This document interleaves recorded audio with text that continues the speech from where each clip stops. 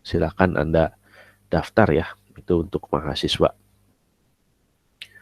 Jadi itu ada beberapa program dari EIS ya, Lab Enterprise Intelligence System untuk program Merdeka Belajar.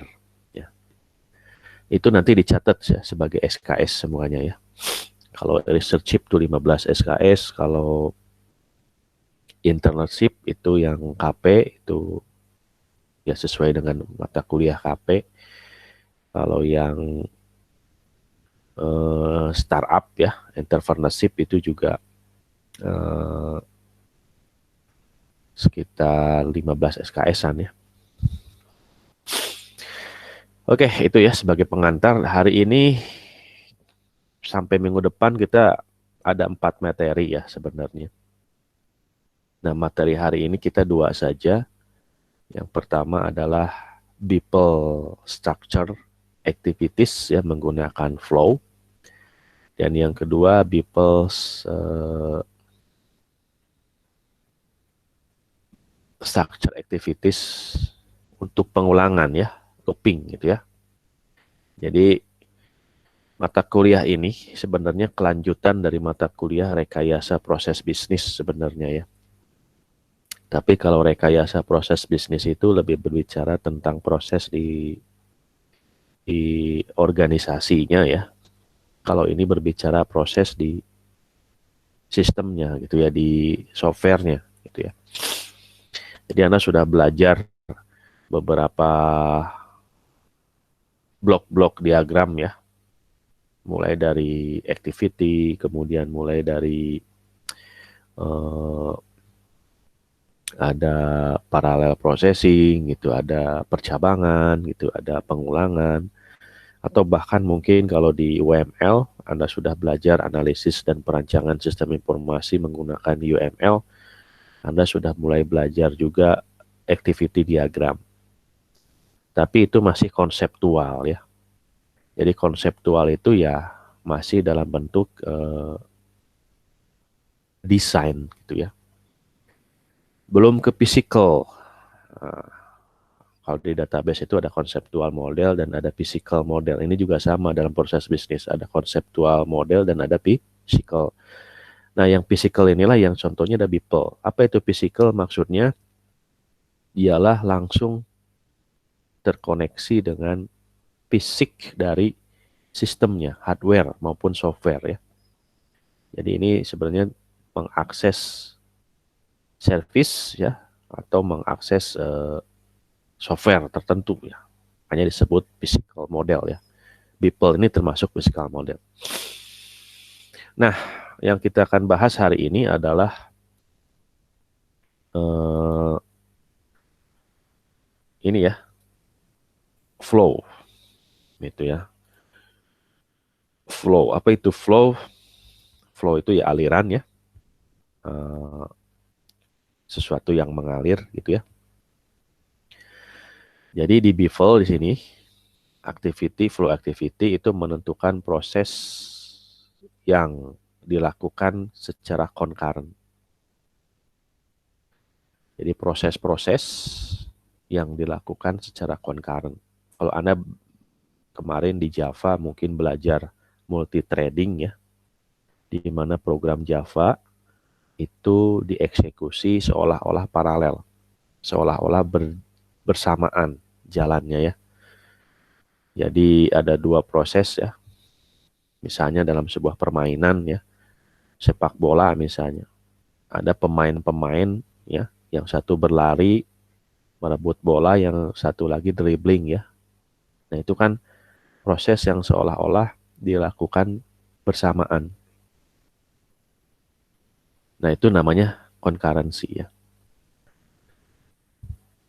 Nah, di sini proses concurrency itu dikenal istilahnya dengan flow ya. Jadi ada aliran-aliran proses gitu ya. Nah, sama dengan di UML maupun di Business Process Management Notation ya, bahwa concurrency atau paralel itu dilukiskan atau diilustrasikan dengan bar ya.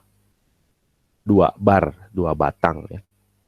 Ada bar pembuka dan ada bar penutup, atau bar yang paling atas atau bar yang paling bawah. Kemudian di sini terdiri dari berbagai proses, bisa lebih dari satu atau dua proses atau bahkan n proses yang bisa saja berjalan secara berbarengan. Kemudian di bawahnya ada join. Join di sini artinya apa? Join di sini artinya bahwa kita tidak akan lanjut ke proses di bawahnya sebelum semua proses itu selesai semua atau dieksekusi semua ya. Jadi ini kalau sebenarnya sih kalau dalam prosesor tunggal atau single prosesor sebenarnya yang dieksekusi itu cuma satu ya. Cuma kan ada scheduling ya. Dan itu berlangsung secara cepat, kita melihat seolah-olah itu paralel. Padahal sebenarnya dieksekusinya satu persatu. Lain halnya dengan komputer yang dual core atau yang 3 core, 4 core ya. Seperti quadrat core. Itu bisa jadi satu waktu itu menjalankan 4 proses bersamaan kalau 4 core ya. Nah, selanjutnya ya setelah ini selesai semua berjalan, itu baru kita eksekusi ke program selanjutnya ya. Nah, ini sederhana saja, Anda tinggal klik and drag itu di palette Anda ya. Di palette Anda itu ada flow ya. Kemudian di klik and drag. Kemudian sama. Jadi Anda bikin proses pertama gitu ya. Kemudian Anda bikin juga proses kedua di klik and drag.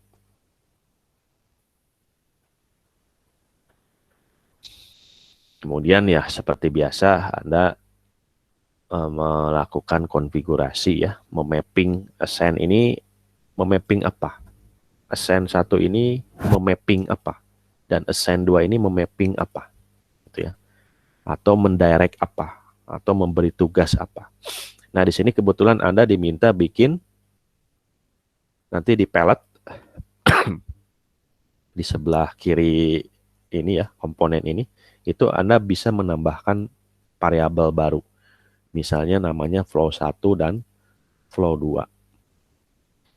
Jadi assign 1 itu bisa jadi input, itu di variabel input itu disimpan ke dalam variabel flow 1 misalnya. Kemudian assign 1 ini adalah input disimpan ya, data dari variabel input disimpan di flow 2. Begitu juga assign 2. Assign 2 itu bisa jadi data dari flow 1 dikopikan atau di mapping atau di redirect atau disimpan ke dalam output ya. Variabel output. Begitu juga secara bersamaan juga data dari flow 2 itu dikopikan ke dalam output. Nah, itu fungsi dari assign 2. Kemudian oleh reply output itu dikirim ke klien kembali gitu ya. Nah, ini contoh yang pertama. Ini masih single ini ya, masih istilahnya apa? Ya masih single processing istilahnya, masih di sini ya, masih Beeple ya. Jadi belum terkonek dengan web service lain itu. Stand alone lah istilahnya ya. Ini masih disebut sebagai standalone Beeple ya.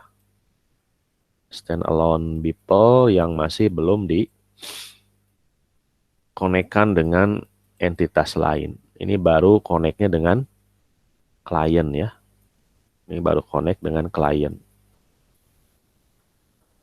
Ya. Minggu depan insya Allah kita sudah mulai belajar tentang bagaimana Beeple ini connect dengan web service. Itu minggu depan ya.